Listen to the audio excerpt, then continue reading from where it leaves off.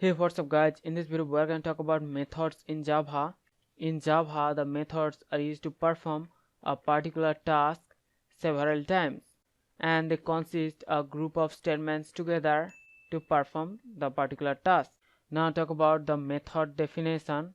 In method definition, first we have the return type, then the name of the method, and then inside the parentheses we pass the parameters, and then we have the pair of curly braces inside of which we place our set of statements.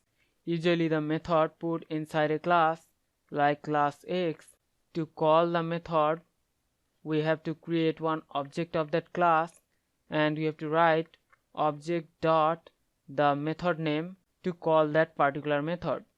The main advantage of using methods is code reusability.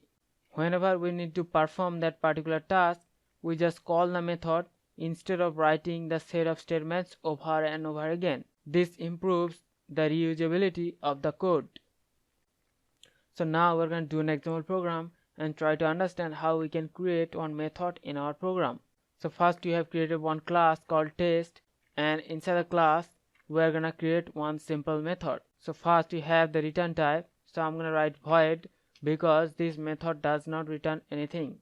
And then the method name, I'm going to call it greet, and it is not going to take any parameters. And then inside the curly braces, this method will print one message onto the console every time we call this method, and the message is welcome to Java.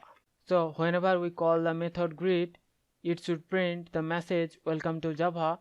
So now we're going to create one object of that class. So we're going to write test t1 equal new test. This will create one object of the test class.